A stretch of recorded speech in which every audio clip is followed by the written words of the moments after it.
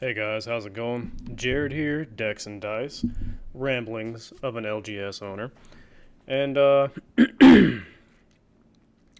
let's talk about something that I believe people understand but might not be willing to try to address simply because it's something that helps out the business, generates more revenue, etc., etc. And it's something that people don't really want to like poke at, even though it's, to me, it's kind of like the elephant in the room, and that will be shops, full disclosure, like mine, that offer a Patreon service that allows you to order through the shop. You I don't have many on mine. I think I've got like three. So while mine doesn't really affect product that's available, because it's just three people, I'm more gearing this towards people who have larger Patreons who, even in videos I've watched, and I'm not going to call people out because I'm not really that much of a douchebag, um, through videos that they just kind of, they kind of slip up and are like, yeah, sales are really big. Patreon memberships have just jumped through the roof, and et cetera, et cetera. And then they go and bitch about their product being low, their allocations being cut in half, et cetera, et cetera. Like I bitch about my allocations and product just not being there, but it's not necessarily because I'm trying to get the lion's share or something. It's, think of it this way. You're a small shop, you normally, we'll say you normally request like 5 cases of a magic set. I'll just use magic as a general, thing. And you open up a Patreon. And after a little while, your Patreon starts getting more members and more members, and you're shipping stuff to people in different states and all that good stuff because people have joined your Patreon to be able to get stuff at a competitive price versus secondary market. And I'll touch on pricing and stuff in a little bit later too. And all of a sudden, you're going from the, what did I say, 5 cases or whatever it was. Okay, we'll say I said 5 cases. Sorry, goldfish brain. You're going from your 5 cases to 15 cases, and you're not the only person doing this that has a Patreon that is technically driving up the, well, it's not even technically, it really is, it's driving up the quantities of stuff that you are asking for. So like your ask just goes through the roof comparatively to like a natural growth from like your local scene or whatever. And like I said, a lot of people aren't really talking about this because it's something that is a lifeline to a lot of businesses out there.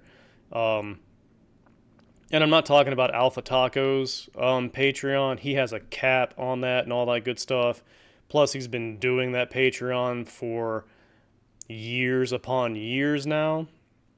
And let's all be honest, even if he didn't have the Patreon shit, he would probably still request the amount he does just because he has I'm rich, fuck you, shut up money, and I can do this, So, not really throwing shade at Rudy, but it's the other people that I'm sure you're all aware of, and some that I don't even know of, that have Patreons like this, that offer the service, that all of a sudden are being like, why can't I get product? It's not necessarily all because of car dealerships trying to get product, gas stations trying to get product, and everyone and their brother attempting to open up a card shop just because we are in a bull market right now. That's not necessarily the main reason. Those aren't necessarily the main reasons. They're a huge factor, okay, but they're probably like 49% of the issue. The other 51% of part of the issue is what I'm guessing is that these shops with super large Patreons or even medium sized Patreons that, like I said, are now requesting, instead of 5 cases, they're hitting 10, 15, 20, 30, 50 cases, whatever, of X, Y, and Z. And then they're sitting there scratching their heads, being like, well, why are my allocations getting cut? Why is there no product at distro? Why can't I find anything but anything on the secondary market? And that's part of the reason why. Your ask numbers, your requests on your pre-orders have just jumped exponentially, and distros are like, okay, I mean, that's cool, that's more money for them, more business, blah blah blah. But then you run into the problem of, you put in for 60 cases of something and then you only end up getting 30 cases of something or 20 cases of something. And then you have to go back to your Patreon members and be like, hey guys, sorry, shit sucks. I can only give you guys a limit of 1 box per person, you know. It is what it is because I have to have some of these boxes for my actual legitimate brick and mortar store, and then whatever's left is kind of what you guys get, you know. And that ends up pissing people off. You end up losing people because they're like, oh, I can never get what I want from this guy. And then those people that are part of your Patreon, they're also on other people's Patreon asking for the same amounts of shit, you know? So not only has your ask numbers increased, but Joe Blow's down the street has also increased because you have these people in multiple Patreons trying to get stuff at a competitive price to be able to flip themselves without actually going through the motions of opening up a shop, having like huge ass overhead and blah blah blah. And like, I know I can hear you guys, well, that's smart. It is, okay, it's smart, but it's also one of those weird things where because people aren't wanting to do it the right way, we're in the situation we currently are where allocations suck ass, product availability sucks ass. You know, if more people were willing to have more skin in the game, I guess, more of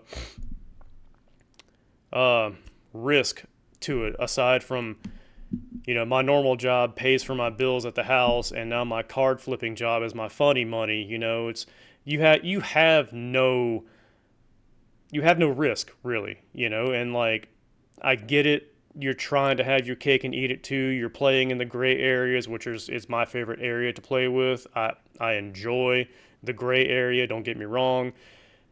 But we as shops that offer this kind of service need to maybe do a little introspective look at, well, okay, so maybe I have my tier that allows people to buy from me, capped at 50 or something. I don't want to do it. I don't want to lose money, but maybe I should bring it from 50 to 30, something like that. And I know, like, I'm hearing a lot of people out there being like, well, that's just dumb. I'm losing out on money. Like, you are, but you aren't, because if everyone were to cap that stuff at like 20 or 30 people or 15 or whatever, something reasonable, you would be able to get more because shops wouldn't be asking for an exponential amount that they wouldn't be asking for if it was just, their locals and then maybe plus 10% or some shit like that. You'd be able to get more product. You'd be able to sell more of that product to the people you have. So if you're able to get more product to sell to the people you already do, you would kind of make up for losing those 20 or 30 people because you just sold the other 20 or 30 boxes or whatnot those guys would have wanted to the people you already have, because the people you already have want the product, like, that's just kind of like my tinfoil hat theory on the scenario like that. It's, like I said, it's a kind of a touchy subject because Patreon brings in money for shops, and I'm sure a lot of shops make a shit ton more on Patreon than I do. I think I make like $400 a month via Patreon. Woohoo! But my Patreon is geared more towards my locals. There's only two tiers on my Patreon that like allow me to ship you stuff or like let you buy stuff directly from me through the distro at like a competitive price. The rest of it is literally, you know, you join a certain tier, you get 10% off your, new sealed products. Um, if you play a shit ton of games here, there's like tiers for locals to where you get 1 week of locals free and you get the 10% discount for like $30 a month.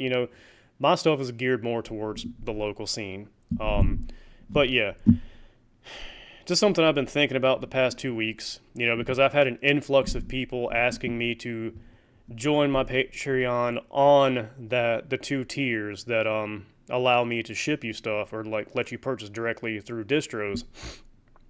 And a lot of them have not gone with it because I've been completely honest with them, being like, hey man, I can't guarantee you're going to get what you want to get because, surprise, most people are just looking for Pokemon. I mean, go figure, and then you have some people looking for like Gundam, Riftbound, Union Arena, and it's like Magic, but not play boosters or anything like that. They strictly want collector boxes, and it's like you guys are all trying to fish in the same stream for, you know, that little nugget of gold or whatever. Like you're all, panning in the same stream for that nugget of gold.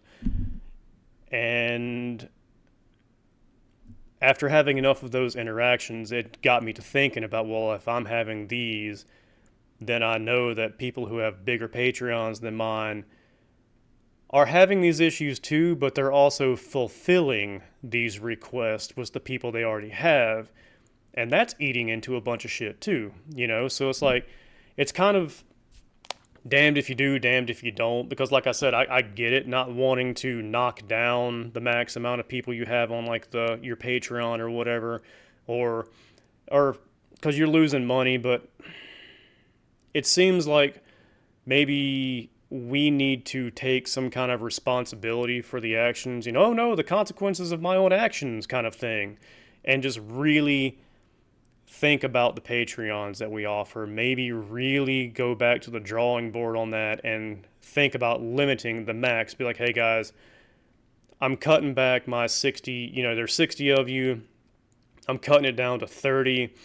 The ones who have been here the longest, you're going to get the first 30 slots, and everyone else, I'm sorry, not sorry, but I can't allow you guys to keep siphoning product from me and then maybe someone else to be siphoning product from my locals or even like the people who have been here in my Patreon for a year or two, Like if you just joined up or whatever and you're asking for more shit than someone else is, seniority should play a role in that, But anywho,